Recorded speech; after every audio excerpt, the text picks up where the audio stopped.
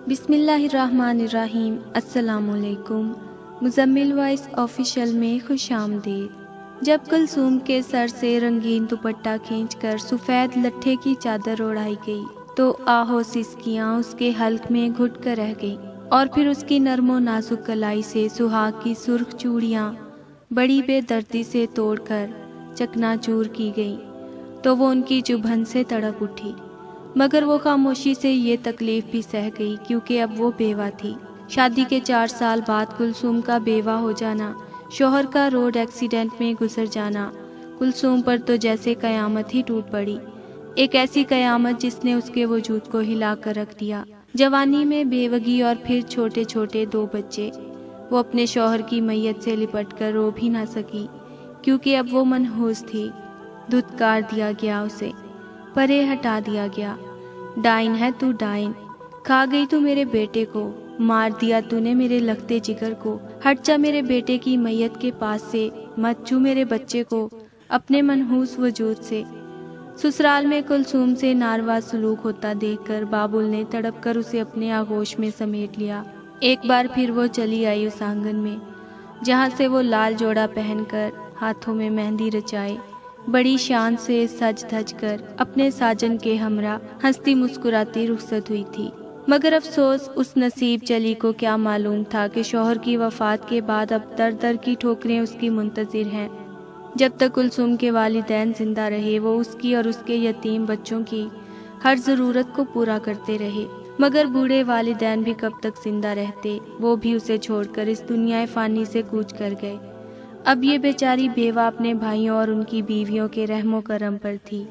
ایسا نہیں تھا کہ بھائی اپنی اس بیوہ بہن کا خیال نہ رکھتے تھے، وہ دل و جان سے اپنی بہن سے محبت کرتے اور اس بیوہ بہن کی ضروریات کا خیال بھی رکھتے، لیکن کب تک یہ رشتے اس کا ساتھ دیتے؟ ان کی بھی اپنی ذاتی زندگی تھی۔ اس دوران کلثوم کے لیے عمر رسیدہ، طلاق یافتہ اور رنڈوے حضرات کے رشتے بھی آئے، مگر افسوس ان تمام لوگوں نے اس بیوہ کو بچوں سمیت قبول کرنے سے انکار کر دیا۔ کلثوم کے لیے اپنے بچوں کو چھوڑ کر گھر بسانا ہرگز قبول نہیں تھا۔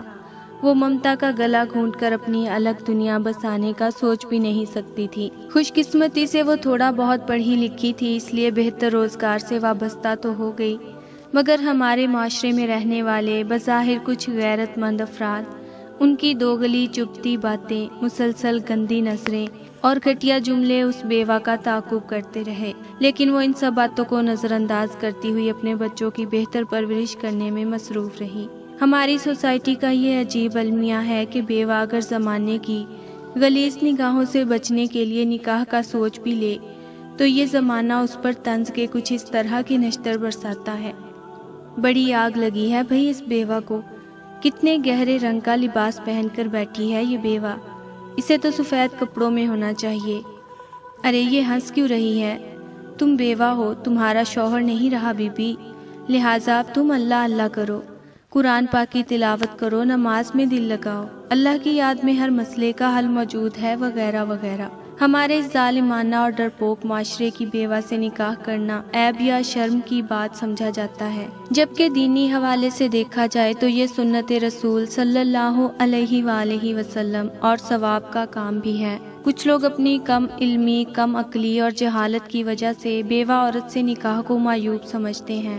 بہت افسوس اور تعجب کی بات ہے، ہم مسلمان اسلام اور نبی آخر الزماں رحمت للعالمین حضرت محمد صلی اللہ علیہ وآلہ وسلم سے بے پناہ محبت کا دعویٰ بڑھ چڑھ کر کرتے دکھائی دیتے ہیں، لیکن ان کی سنت پر عمل کرنے کا جذبہ ہم میں کیوں نظر نہیں آتا؟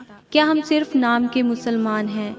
کیوں اسلام ہم میں رچ بس نہیں جاتا؟ کیوں ہماری سوچ اور قول و فعل میں تضاد پایا جاتا ہے؟ کیوں ہم قرآن اور سنت کو نہیں اپناتے؟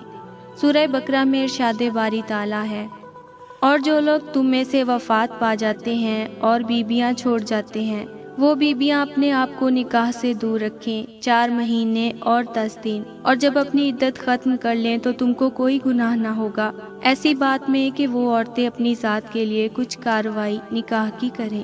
حدیث کے حوالے سے بھی دیکھا جائے تو آپ صلی اللہ علیہ وآلہ وسلم نے فرمایا ہے، 3 کاموں میں دیر نہ کرو، فرض نماز کی ادائیگی میں، جنازے میں جبکہ موجود ہو، بیوہ عورت کا نکاح جبکہ اس کی ذات مرتبے کا مل جائے۔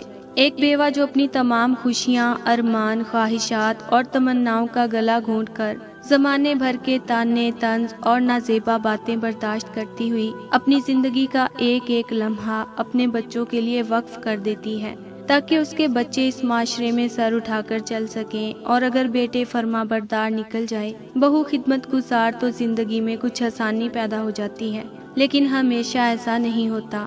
بعض اوقات ساری زندگی تکلیف جھیلنے والی یہ بیوہ بہو اور بیٹوں کے ظلم و ستم کو بھی سہتی ہے، اور پھر ایک دن دکھ اٹھاتے اٹھاتے قبر میں ابدی نیند جا سوتی ہے۔ آج ہمیں یہ بات پورے انصاف کے ساتھ سوچنی ہوگی۔